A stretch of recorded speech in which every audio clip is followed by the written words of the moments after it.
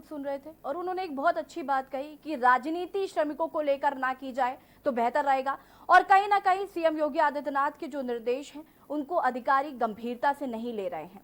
और औरैया में आपको बता दें कि एक भीषण सड़क हादसा हो गया जिसमें 24 मजदूरों की मौत हो गई है।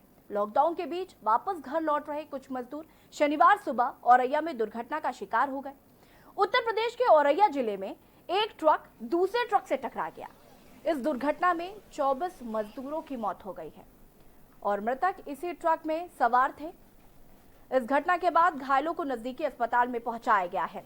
और इसी खबर पर हमारे साथ इनपुट हेड सुनील गुप्ता जी जुड़ चुके हैं। सुनील जी, यूपी के औरैया में बहुत बड़ा सड़क हादसा कह सकते हैं हो गया है जिसमें 24 मजदूरों की जान चली गई है और सबसे बड़ा सवाल यही है कि आखिर इन मौतों का जिम्मेदार कौन है।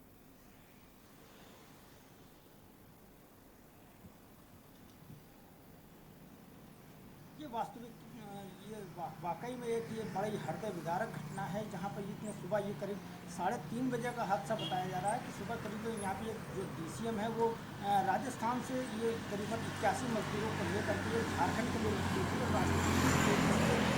संचालन जो डीसीएम चालक था बड़ी तेज़ी से गाड़ी चला रहा था, जिसके कारण ये स्थिति हुई कि रास्ते में औरैया में जो हाईवे पर एक ट्राला खड़ा हुआ था जिसमें इसने पीछे से टक्कर मार दी। टक्कर इतनी तेज़ थी कि मौके पर ही 24 मजदूरों की मौत हो गई, जिनको गंभीर अर्थ वहाँ पर जानकारी होने के बाद में अधिकारी मौके पर पहुँचे हैं। वहाँ पर जो स्वास्थ्य विभाग की टीम थी वो मौके पर पहुँची और इसमें कहा जा रहा अभी जो घायल है वो लगभग 35 से ज़्यादा उनकी संख्या है। जिन सभी घायलों को कुछ जो मामूली रूप से घायल है उनको वहीं पर जिला अस्पताल में भर्ती कराया गया। उसके अलावा जो गंभीर रूप से घायल है उनको सैफई मिनी पीजीआई में भर्ती कराया गया, वहाँ पर उनका इलाज किया जा रहा है, जिसमें घायलों की स्थिति काफ़ी गंभीर बताई जा रही है। स्थिति यह है कि वहाँ पर उनको कोई भी कुछ भी बता पाने वाला नहीं।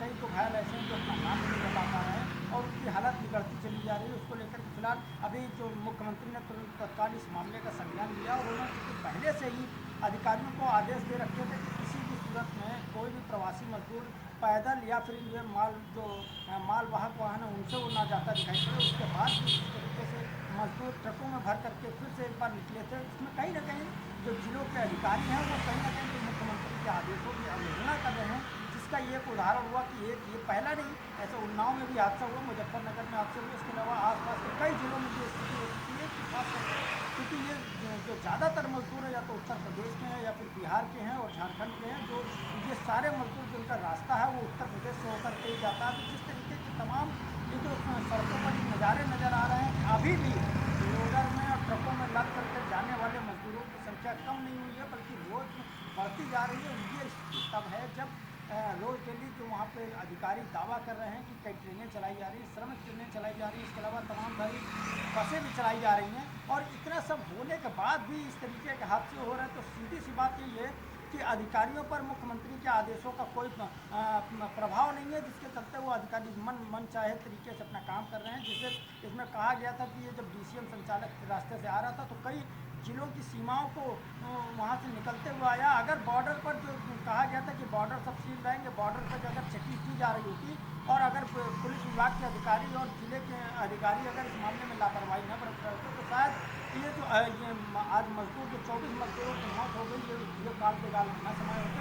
तो सीधी सी बात है जितने भी हादसे हो रहे हैं इसमें कहीं ना कहीं इन सब अधिकारियों की लापरवाही है। क्योंकि ये भी एक बात सामने आई थी जो डीसीएम चालक था उसमें जो मजदूर बैठे थे उनसे मनमानी तरीके से मोटी रकम भी वसूली गई थी। जब वो वहाँ से चले थे तो उनको कहा गया था कि आपको बस में बैठा कर भेजेंगे, बस फिर चला जाएगा। वहाँ पर डीसीएम आगे बोले कि जल्दी में या डीसीएम आगे इसी में बैठ के चले जाए। तो इसमें कहीं ना कहीं जो इन मजदूरों को भेजने वाले जो फैक्ट्री संचालक है वो जो मुख्यमंत्री का और प्रधानमंत्री का आदेश था कि कोई भी मजदूर जहाँ भी है वहीं रहेगा। उसमें जो फैक्ट्री संचालक है वो लगातार मजदूरों को पैसे न देना पड़े, इसको लेकर के वो उनको भगाने का प्रयास कर रहे हैं कि वो वापस अपने घर चले जाए ताकि हमको इनका भुगतान न करना पड़े। कहीं ऐसा ना हो कि मजदूरों की शिकायत पर कहीं मुख्यमंत्री कार्यालय से उनके खिलाफ कोई कार्रवाई हो जाए। इसको लेकर कहीं ना कहीं वो अपना पल्ला झाड़ते नजर आ रहा है, जिसके चलते वो लगातार मजदूरों को वहाँ से भगा दे रहे हैं और जिसके कारण मजदूरों को मजबूरी में ट्रकों लोडर और कभी कभी तो पैदल कर जो सबसे ज़्यादा मजदूर देखे जा रहे हैं वो पैदल चलते हुए देखे जा रहे हैं।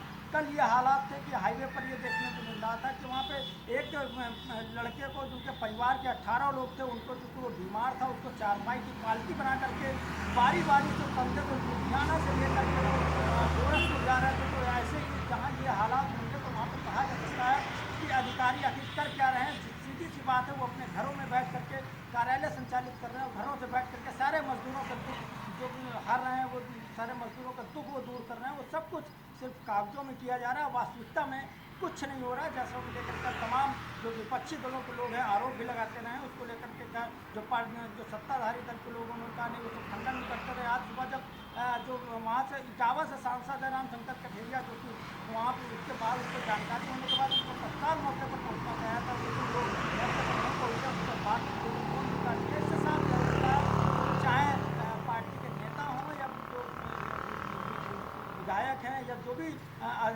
तो इस समय जो जिलों के अधिकारी हैं या बात करें पुलिस के अधिकारी, कोई भी कुछ करना नहीं चाह रहा। तो सीधी सी बात है, सबके ध्यान में एक बात है कि कोरोना से कहीं ना कहीं उनके एक जो दहशत है, जो कोरोना की दहशत है, वो उनके दिल में समाई हुई कि अगर ऐसा ना हो कि हम मजदूरों के पास पहुँचे, कहीं ऐसा ना हो कोरोना हमको चपेट में ले लो। तो सीधी सी बात है, अगर उन अधिकारियों को इतना डर लगता है तो उनको नौकरी से त्यागपत्र दे देना चाहिए, क्योंकि जाहिर सी बात है उनको सरकारी सेवा में सिर्फ इसलिए लिया जाता है कि वो अगर इस तरीके का कोई समय पड़ेगा तो उस पर वो आगे बढ़ करके उन लोगों की मदद करेंगे और उनके लिए हर संभव प्रयास करेंगे। लेकिन जिस तरीके से अभी देखने में आ रहा है कि लगातार कागजों में कोई रसोई चला रहा है, तो कागजों में कोई मजदूरों को खाना खिला रहा है, तो कोई कागजों में वहाँ पर पानी पिला रहा है। लेकिन स्थिति ये है कि ना कोई किसी को खाना खिला रहा है। जो व्यापारी रसोई चला रहे हैं, उन रसोइयों पर ये स्थानीय नेता हैं या स्थानीय जो अधिकारी हैं, जिले के अधिकारी हैं, वो अपना हक जमाते हैं और बताते हैं हमने इनको आदेश दिया था और उनको राशन हम मुहैया कराया। तो सब कुछ कागजों में चल रहा है। वास्तविकता में ये अधिकारी सिर्फ और सिर्फ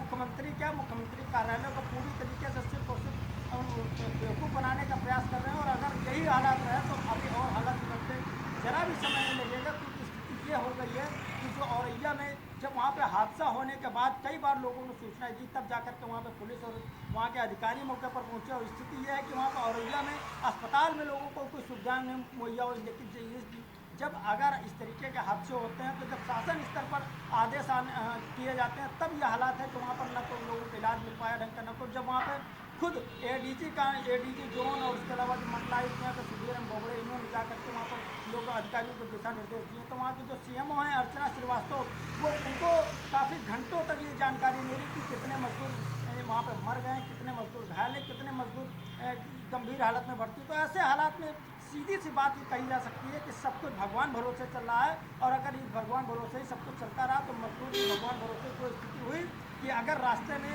जो DCM का इतना बड़ा हादसा हो गया, अगर यही हालात अगर रास्ते में उनको कहीं पर चेक किया जाता तो शायद ये मजदूर जो आज काल के काल में समा गए हैं उनके साथ इस तरीके के हालात न होते। जो आज तमाम बच्चे, जो उनकी पत्नियाँ विधवा हो गए, जो बच्चे अनाथ हो गए, तो वाकई में ये आज स्थिति ना होती। जो वहाँ पर आज लोगों का जो कोहराम मचा हुआ है, कोई अपने पिता को ढूंढ रहा है, तो कोई अपने भाई को ढूंढ रहा है, तो कोई अपनी बहन को ढूंढ रहा है। तो हालात ये हैं कि स्थिति वहाँ पर कोई किसी को कुछ बताने वाला नहीं है। स्थितियाँ इस तरीके की अगर होंगी तो सीधी सी बात आप समझ लीजिए कि क्या हालात होंगे वहाँ पे। जो स्थितियाँ यहाँ पे देखने नज़र आ रहा है, तो अगर यही हालात रहे तो अभी आगे और हादसे होंगे, उससे कोई इनकार भी नहीं किया जा सकता। स्थितियाँ अभी तक का जो बात करें कि तमाम सारे अधिकारी मौके पर पहुँचे और कोई भी कुछ भी दिशा निर्देश स्थिति स्पष्ट करने को तैयार नहीं है। हालांकि एडीजी जोन है जयंत सिंह, उन्होंने ज़रूर बताया है कि जो हादसा हुआ उसमें कहीं ना कहीं जो DCM चालक था उसकी लापरवाही रही, तो वो नींद की झपकी आने के बाद उसकी ये हादसा हो गया। बड़ी बात यह है कि अगर DCM चालक रात भर ट्रक लेकर के राजस्थान से चला था रास्ते भर, तो उसमें इतनी रात में सड़क पर लेकर के ट्रक चल रहा था, तो ये जो बॉर्डर पे चेकिंग करने की बात कह करके जो थानेदार खड़े हुए वहाँ पर तमाम सारे अधिकारी जो कागजों में मुख्यमंत्री कार्यालय को अवगत करा रहे हैं कि साहब आज इतने वाहनों को चालान किएगा, आज इतने वहाँ पर लोगों के खिलाफ मुकदमा दर्ज किया गया, तो आखिर ये क्या कर क्या रहे हैं। ये भी वहाँ पर जानकारी आ रही है कि हाईवे पर खड़े होकर के सिर्फ फोटो खींच करके वापस अपने घर अपने ऑफिसों को पहुँच जाते हैं। तो इससे एक बात जाहिर होती है कि सब कुछ अधिकारी हों या पुलिसकर्मी सिर्फ और सिर्फ कागजों में सब कुछ करने के लिए सिर्फ नज़र आ रहे हैं, वास्तविकता में कुछ भी नहीं करना चाहते हैं। जिसका कारण है कि रोज़ डेली हादसे हो रहे हैं, चाहे उन्नाव में हादसा हुआ हो या अभी औरैया में हादसा हुआ है, उससे पहले भी और भी हादसे हो चुके हैं, मुजफ्फरनगर में हादसा हुआ। तो सब के सब अधिकारी लापरवाही करने पर पूरी तरीके से उतारू हैं। अगर मुख्यमंत्री जी ने समय रहते इन अधिकारियों के खिलाफ अगर कोई गंभीर कार्रवाई नहीं की, इनको वास्तविकता ये है कि इनके खिलाफ मुकदमा दर्ज करके इनको जेल भेजा जाए। अगर इनको जेल नहीं भेजा गया तो ये अधिकारियों के रवैये में कतई सुधार नहीं होगा और ये लगातार सरकार की छवि को बदनाम करने का काम करते रहेंगे। जी बिल्कुल सुनील जी, अधिकारियों की एक बड़ी लापरवाही सामने आई है। बसपा सुप्रीमो मायावती ने भी यही बात कही है कि जो अधिकारी हैं उन पर कड़ी से कड़ी कार्रवाई करनी चाहिए। और तमाम जानकारी के लिए आपका बहुत बहुत धन्यवाद। 2 ट्रकों की टक्कर में 24 मजदूरों की मौत, आखिर इन मौत का जिम्मेदार कौन है? बसपा सुप्रीमो मायावती ने भी कहा है कि जो अधिकारी लापरवाही कर रहे हैं उन पर सख्त से सख्त कार्रवाई करनी चाहिए। और सवाल तमाम हैं, जिसमें सबसे बड़ा सवाल यही है कि आखिर इन मजदूरों को बॉर्डर्स पर रोका क्यों नहीं गया, इनके लिए समुचित व्यवस्था उपलब्ध क्यों नहीं कराई गई। और जैसे कि हमारे संवाददाता ने भी ये बात कही कि अगर इनको खाना पीना मुहैया हो रहा था तो ये लोग चाय की टपरी पर खड़े होकर चाय क्यों पी रहे थे। और वक्त हो गया एक छोटे से ब्रेक का, जल्द हाजिर होंगे। आप देख रहे हैं के न्यूज, खबरों का सारथी। घातक वायरस की सबसे तेज इंटरनेशनल अपडेट्स दिखाते हैं। कोरोना पर सबसे भरोसेमंद, संतुलित और संपूर्ण खबर बताते हैं। सत्य और तथ्य के साथ खबर, प्रयोग की प्रामाणिकता पर मोहर। लॉकडाउन में कोरोना पर नॉन स्टॉप कवरेज जारी है। TV9 भारतवर्ष, अब तो सब देख रहे हैं। आप देख रहे हैं के न्यूज, खबरों का सार। ब्रेक के बाद आपका स्वागत है। और आपको बता दें कि यूपी के औरैया जिले में भीषण सड़क हादसा हो गया, जिसमें 24 मजदूरों की मौत हो गई है। 35 से ज्यादा लोग घायल हो चुके हैं। और सवाल यही है कि आखिर इन मजदूरों की मौत का जिम्मेदार कौन है? आखिर इन मजदूरों को बॉर्डर्स पर क्यों नहीं रोका गया? इन मजदूरों को पुलिस कर्मियों ने जो बैरिकेडिंग लगाई गई हैं, क्या वो बैरिकेडिंग इनविजिबल है, सिर्फ दिख रही हैं लेकिन है नहीं वहां पर? क्योंकि जिस तरीके से बॉर्डर्स क्रॉस करके ये डीसीएम पहुंचा है औरैया तक, वहां पर उन्हें क्यों नहीं रोका गया? इनके लिए समुचित व्यवस्था क्यों नहीं कराई गई? खाने पीने की व्यवस्था क्यों नहीं कराई गई? ये सवाल तमाम खड़े कर रहे हैं। मुख्यमंत्री योगी आदित्यनाथ ने कल ही अधिकारियों को निर्देश दिए थे कि अगर आपको कहीं भी मजदूर पैदल जाते हुए, साइकिल से जाते हुए, ट्रक से जाते हुए दिख जाए तो उनको तत्काल वहीं पर रोक दिया जाए और उनके लिए उनकी जहां पर ही उन्हें जाना है उसके लिए समुचित व्यवस्था कराई जाए या फिर उन्हें क्वारंटाइन सेंटर भेज दिया जाए। क्यों ऐसा नहीं किया गया? क्यों ये लोग डीसीएम से सफर कर रहे हैं? क्यों ये लोग यात्रा कर रहे हैं? मजदूरों के आगे समस्या है क्योंकि उनको खाना नहीं मिल पा रहा है समय पर। जमीनी हकीकत की बात करें तो दावे सिर्फ कागजों पर ही हैं और जमीनी हकीकत पर कुछ भी नहीं है। मजदूरों की मौत पर के न्यूज के कुछ सवाल। आखिर मजदूरों की मौत की जिम्मेदारी किसकी है? कब तक जान जोखिम में डालकर मजदूर घर पहुंचेंगे?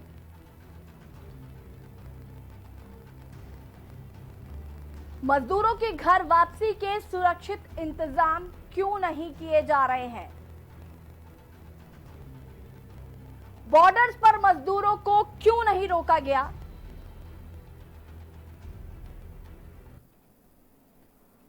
सूबे के मुखिया योगी आदित्यनाथ की बात करें तो उन्होंने कल ही मजदूरों से भी अपील की थी, साथ ही साथ उन्होंने अधिकारियों को भी निर्देश दिए थे। और कांग्रेस प्रदेश अध्यक्ष अजय कुमार लल्लू हमसे जुड़ चुके हैं। अजय कुमार जी, के न्यूज में आपका बहुत बहुत स्वागत है। यूपी के औरैया जिले में एक बड़ा सड़क हादसा हो गया है, 24 मजदूरों की मौत हो गई है, क्या कुछ कहना आपको? काफी दुखद है, हृदय विदारक है जी। पीड़ित परिजनों के प्रति कांग्रेस पार्टी पूरी संवेदना व्यक्त करती है। दुख की घड़ी में कांग्रेस पार्टी उनके साथ खड़ी है। हमने अपने जिलाध्यक्ष को भेजा है। कल ही मुख्यमंत्री प्रेस विज्ञप्ति में और प्रेस बयान में यह बोल रहे थे कि हम उत्तर प्रदेश के श्रमिकों के प्रति गंभीर हैं, उन लोगों को उनके घरों तक भिजवाने का काम करेंगे। जी। मैं पूछना चाहता हूं मुख्यमंत्री से कि आखिर वो बसें कहाँ गई? आखिर इन श्रमिकों के मौत का जिम्मेदार कौन है? जी। आपने श्रमिकों के साथ अमानवीय व्यवहार किया है।